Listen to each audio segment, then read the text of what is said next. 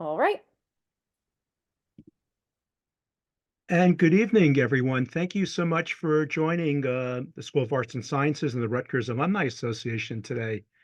My name's Marty Cederer. I'm a member of the Rutgers Alumni Association's board, and we welcome you. We all know it's kind of a tough day out there in terms of the rain. It still continues to be, and we thank you for getting to a place where you can watch us tonight. We hope this webinar is informative for you. So today we're going to talk about LinkedIn 101, but I wanted to also share some 5 E's of social media before we get started, because obviously having a public profile on LinkedIn, ties in with other ways that you promote yourself. So one of the E's is educate.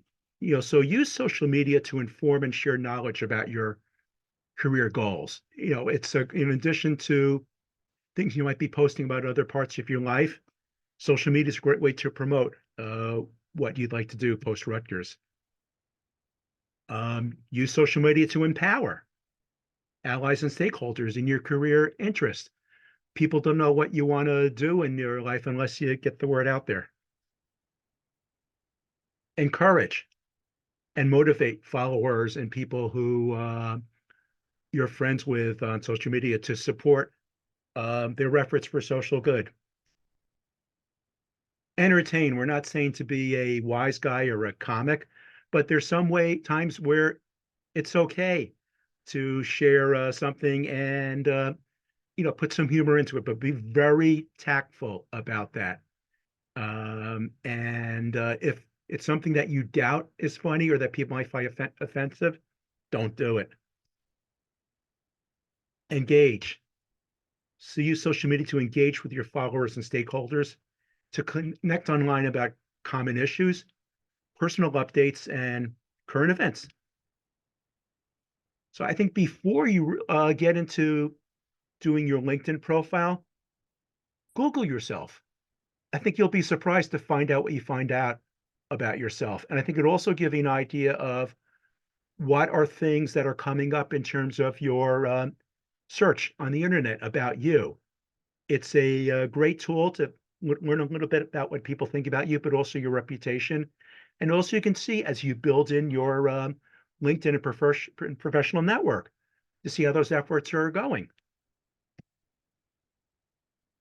Yeah, so I know if some of you might be saying, well, if I have to turn everything into a professional profile, that means I can't share pictures of the fun things I'm doing. So one thing to keep doing that might be you might want to set up a professional social media profile and a private one, where you can share some of those things with friends and family. So that's your decision, but just some good advice on that front.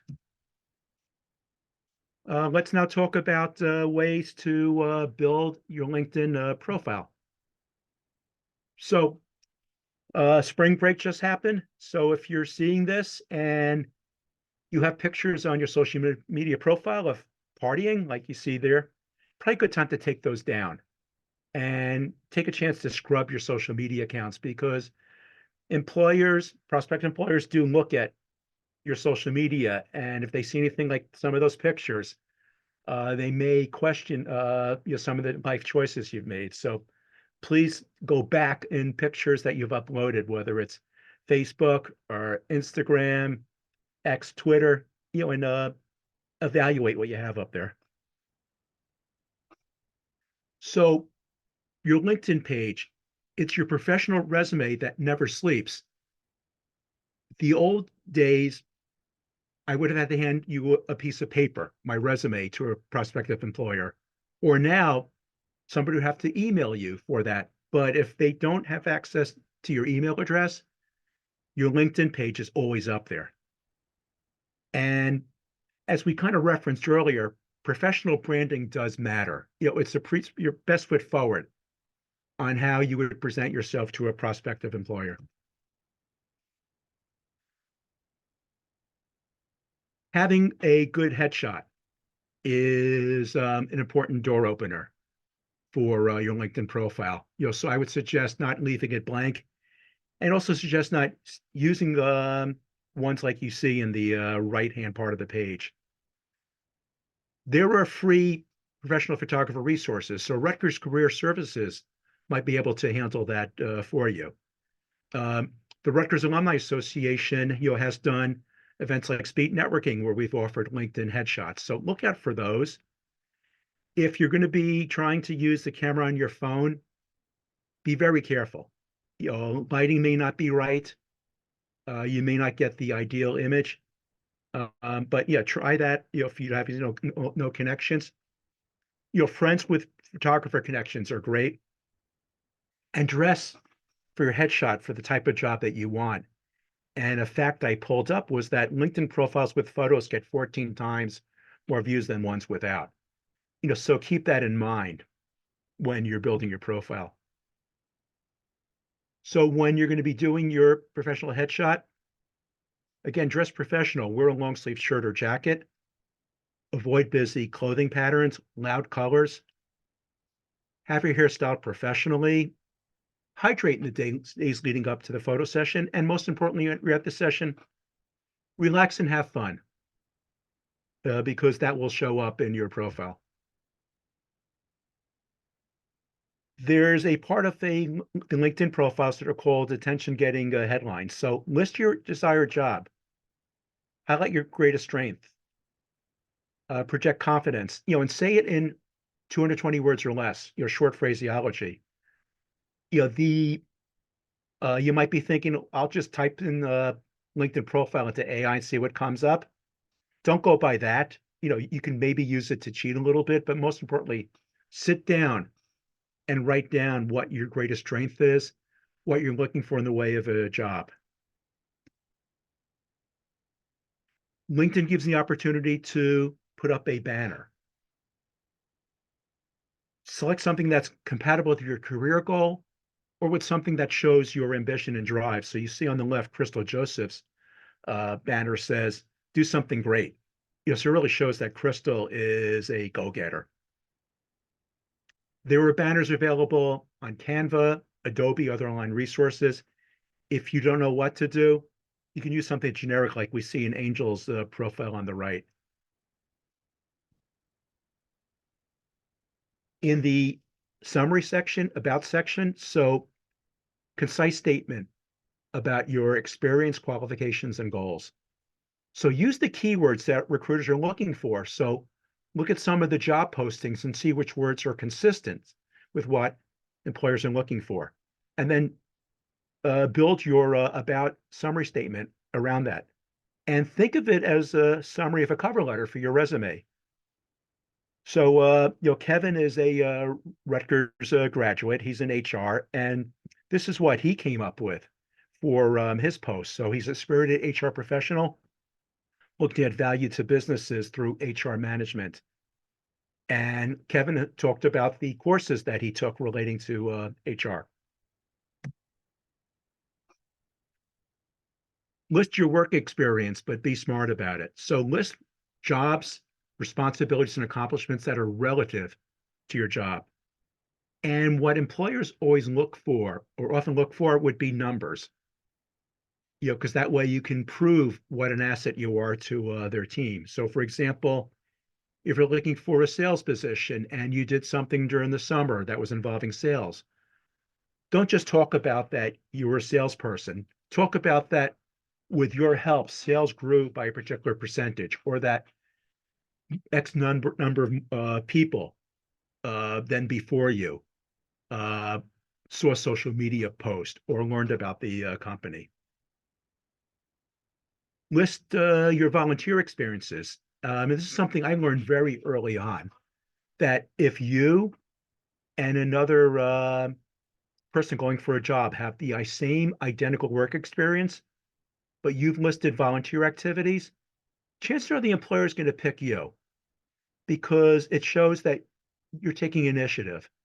And if you post that you've been involved with organizations at a leadership level, it shows leadership skills. You can see here 41% of employers consider volunteer experience on a par with work experience. If you don't have a lot of work experience at this point, that's understandable. No worries. As you saw on Kevin's profile, he was talking about the things that he's done to build up to his HR career. So things like part-time work or internships, prizes and recognition that you may have won in the honors and awards. So you can list the prior prizes and recognition you've received in the honors and awards section of your LinkedIn profile. Classes, certifications, team projects relative to the skills that you've acquired and want to show for a prospective employee, that's stuff to list too. Education. So of course, put down that you're a proud Rutgers graduate. List your GPA if it's at least 3.3 out of 4. Don't lie about it because people can find out if you have. And particularly that might be helpful if you don't have much experience list to list your GPA. List your college, major, minor, clubs, and organization involvement too, because again, that shows how well-rounded you are. Once you've built that part of your LinkedIn profile, ask family, friends, and your professors and mentors for feedback because they can give you some early tips before you build out the rest of your profile and put it out there for prospective employers to look at. LinkedIn has a place where you can customize your URL. So if there's a lot of John Smiths, you might have linkedin.com/in/John Smith 32. Or if it's an uncommon name, make sure you have your name. So linkedin.com/in/busy as a bee is probably not going to cut it. Set your LinkedIn profile to public and add your LinkedIn URL and phone number to your email signature. So if you're sending out emails to anybody, put that in as part of your signature because people might just want to click there and see what's going on and maybe learn more about you.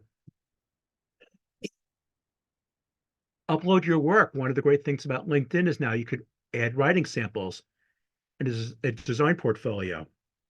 So the great thing is that you don't necessarily have to build a website to show off your portfolio of samples of your work. You can use LinkedIn for that.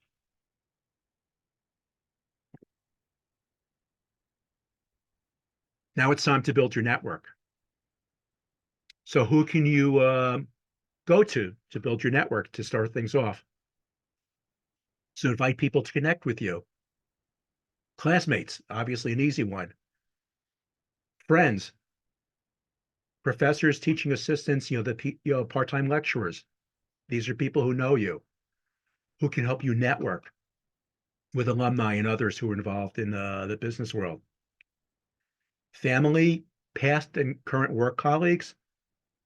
Even go back to high school and college alumni, too, because again, these are folks who know you and can vouch for you.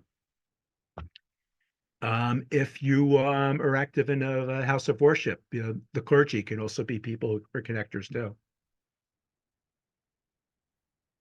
So send a connection request. So I mentioned there's that core group.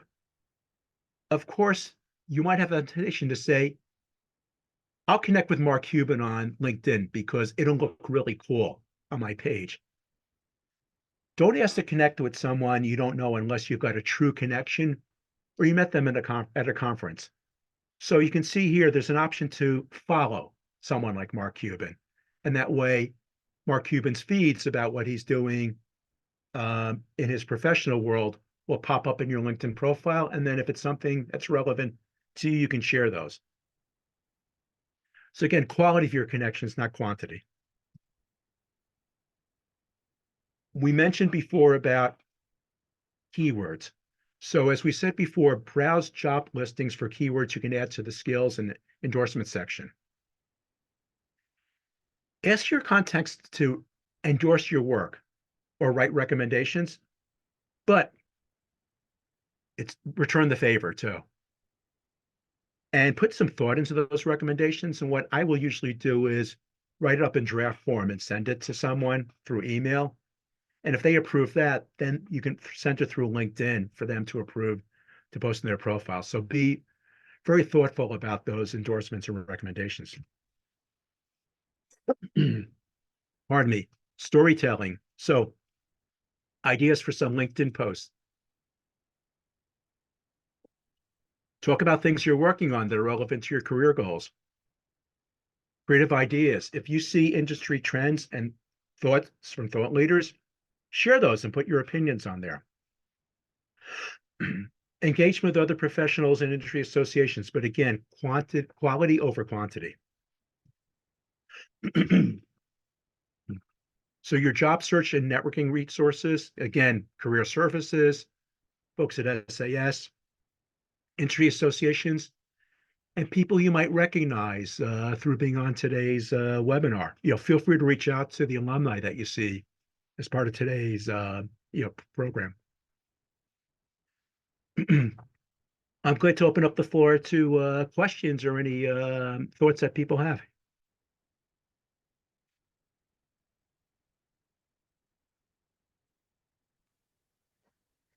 Dean, anything come through on the Q&A or chat?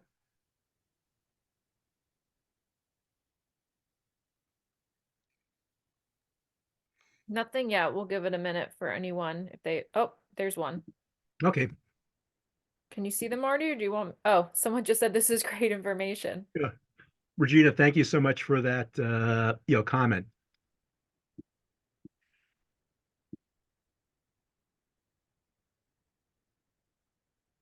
I think one of the things that often comes up when you're your student is, when's a good time to start networking? Is freshman year too early? And the answer is no.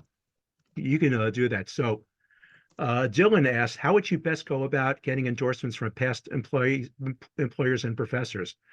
So I think one of the great questions, Dylan, is that once you take a class, you establish a relationship with that professor. I actually was talking with a Rutgers professor about this because there are students that come to him a year or two afterwards and ask for endorsements or recommendation letters. So please keep in touch with professors. That's what they're here for. They're not just there for that classroom time. So email them, or if they have office hours, definitely set up an opportunity to do that. And I think with past employers, same thing. Keep that connection going. So if you left on good terms, keep in touch. And I'm fortunate because I worked for an employer for many years, left them. That job didn't work out. So I was able to come back because I kept in touch with that employer. So never burn a bridge. That's my advice. Dylan, I hope that was helpful for you.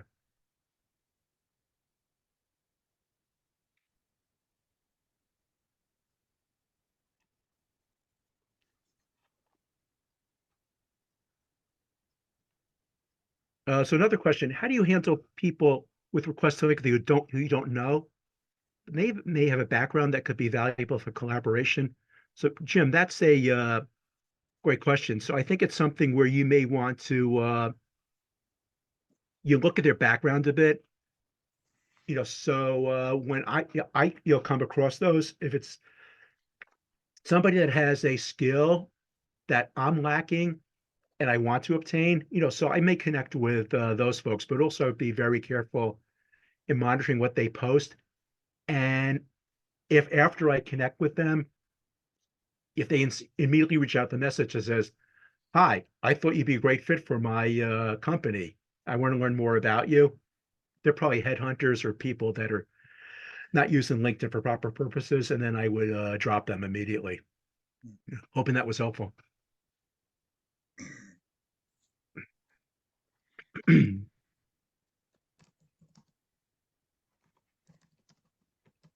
So before we close out, for those of you who are approaching graduation, congratulations from the Rutgers Alumni Association. We hope to see you at upcoming programs. Reminder that after you have your commencement convocation, you can donate your cap and gown to the next generation of alumni. There's more information here about that, as well as on the Rutgers Alumni Association's website, the www.rutgersalumni.org.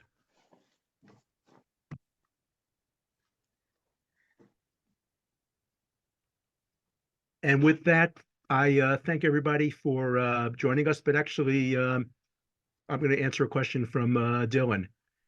How do you present yourself best in a professional way? Because I've been reaching out to lots of recruiters and hiring managers, senior employees to set up informational calls looking for referrals. Yeah, so I think Dylan, one is on your LinkedIn profile.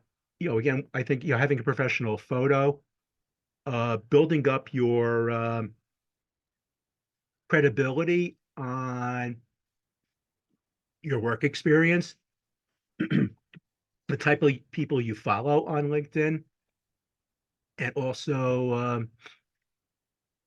commenting on folks that might be relevant to your career. And I think also going back to people who have influenced your interest in a career. So again, professors, past employers. So I think those are folks who can guide you. And it's definitely perfectly fine to before you get an interview trying to do a little role play and ask people to help you with that. Those of the Alumni Association would be glad to help you with that too, as well as folks at SAS and Career Services.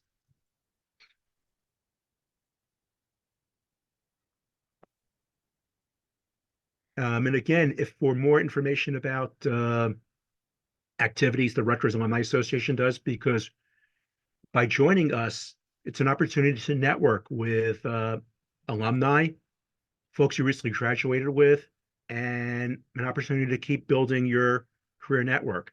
We do that through professional activities, but also through fun and social activities too. So again, visit rutgersalumni.org. Regina asked, do you have any suggestions for those looking to go to grad school? Regina, I wish I could help with that, but again, I think all of it's all about networking. So speaking with folks who are professors, and I think if you're looking to go to graduate school in other universities, your professors could probably be the best connectors to folks at other universities, to make that introduction. I could I also share something too? Sure thing, Winstina, go ahead. I would also reach out to I would reach out to not just your professors, but your administrators as well. And also see if there are graduates from your program who attended other grad schools, and reach out to them to ask them for like what their experience was like, and even to see if you could, visit the campus, and even if they could possibly like give you a tour. I find, that other students are like really helpful, and that was helpful for me when I was looking at graduate programs. So definitely tap your current administration and also your existing alumni base for that. Yeah, it's a pleasure. You're welcome, Regina. Thanks, Regina. Winstina, thanks for your help with that. I also want to give a shout out to Winstina. She was the one that came up with the idea for these, series of programs that we're doing. Thank you, Mark. So Edison asked, those who have a pending graduation date for graduate school, would it be advisable to put that on your LinkedIn profile, even though you still have not graduated? My advice would be, yes, but Winstina's someone who's gone through the graduate school world, I'll defer to you on that. I wouldn't, I don't know if I would put when I'm graduating. I think that what's helpful is to identify the courses that you're taking. So for example, if you're taking, like, let's say the second part of a course, and you can, like highlight that or something, unless you're absolutely positive you're going to walk. I think that, when you mentioned that like you're a senior or you're soon to graduate, that gives you a little bit of a buffer for whatever life could throw your way, if that's at all helpful. And then once you've walked, I think then you could definitely post a recent graduate. Okay, it's a pleasure. Winstina, Edson, thanks for asking the question. Yeah.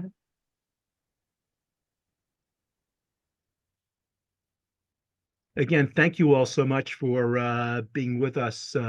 There's, Not- Marty, one more came in. All Sorry. right, it's okay. Should I accept connection requests from people I've never met in person? So, for example, a couple connect requests I received are from someone I've never met, and their profile shows they're from Rutgers, and LinkedIn shows mutual connections. It's interesting. So I don't know whether it's what's going on, but I'm actually getting a ton of requests lately from people I've never met. It's probably And you're hosting this.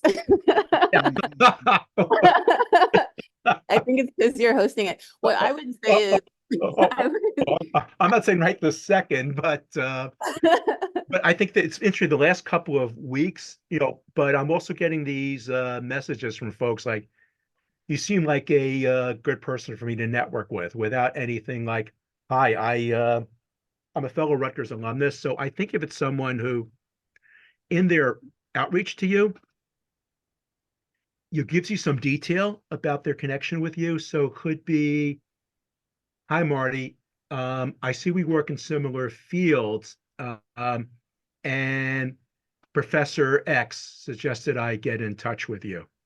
So at least that way I know it's someone who is a third party or someone that I know of. So rather than just a message that says hi or just randomly connecting with people, I mean, there's also the opportunity that you can add a personal note.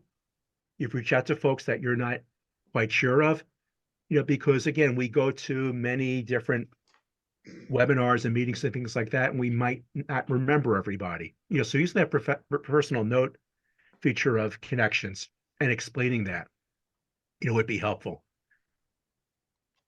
I would also say, if it feels uncomfortable, if there's anything in the interaction, if you receive it and you don't feel comfortable connecting with someone, trust your gut. There's no harm in having a connection go unacknowledged. So go with your gut on that.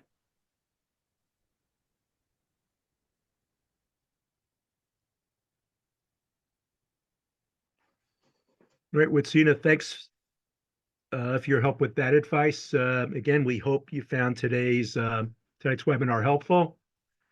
And we wish you luck in your careers, and please reach out to us if we can help in any way. Good night, everybody. Great job, Marty. Thank you. Thanks, everyone. Well done, Marty. Thanks. Yes, Thanks. great job. You're welcome. Bye, everyone.